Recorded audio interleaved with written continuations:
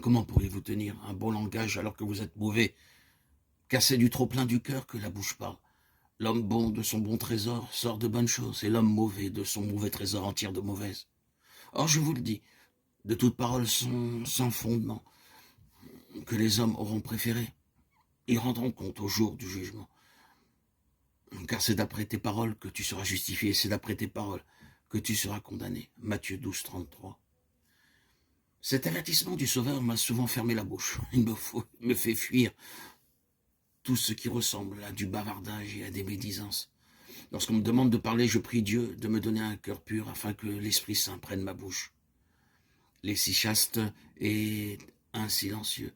Il n'y a que le silencieux amour qui parle bien de Dieu. Le silence est une condition pour bien prier. Il est aussi le fruit de la prière. Plus tu pries, plus le silence se fait en toi. Nos pères spirituels sont de grands silencieux. Comment pourraient-ils autrement nous écouter quand nous leur disons notre misère? Le silence de notre Père spirituel, c'est le silence et l'oreille de Dieu qui nous écoute. Il y a des silences de mort, il y a des silences de honte. Or, nous avons cru et c'est pourquoi nous parlons. Le silence de l'Essichaste ne tire sa valeur que de l'amour qui l'habite. Parler pour Dieu est bon, se taire pour Dieu est bon aussi.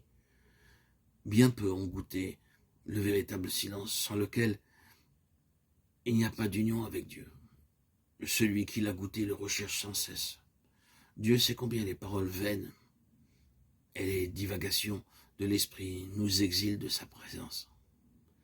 Il y en a qui observent le silence des lèvres, mais s'ils se laissent aller à leur imagination, et si, dans leur cœur, ils condamnent leurs frères, à quoi bon? Par contre, il y en a qui parlent du matin au soir, mais qui gardent leur cœur en silence devant Dieu. Ils parlent pour être utiles au prochain. L'amour et le renoncement à leur volonté propre les gardent dans la paix. Si tu cherches le silence, ne nous fais pas de longs discours sur la beauté, son utilité. Il n'y a pas besoin de partir au désert, il suffit de se taire. Si tu retranches de ta bouche toute parole oiseuse, tout jugement sur tes frères, si tu ne parles pas de ce que tu ignores, tu seras vite un silencieux. Si un homme ne commet pas d'écart de parole, c'est un homme parfait, dit saint Jacques. Il montre aussi quelle difficulté nous avons à dompter notre langue. C'est un fléau sans repos, elle est pleine d'un venin mortel. Par elle, nous bénissons le Seigneur et Père, et par elle, nous maudissons les hommes faits à l'image de Dieu. Le moine non seulement doit se taire de langue, mais aussi tenir son esprit silencieux, c'est-à-dire ne pas juger. Alors, la paix viendra jusque dans ses membres et il connaîtra un silence encore plus élevé qui ne sera pas seulement absence de parole, de pensée, de jugement. Il sera présence de Dieu.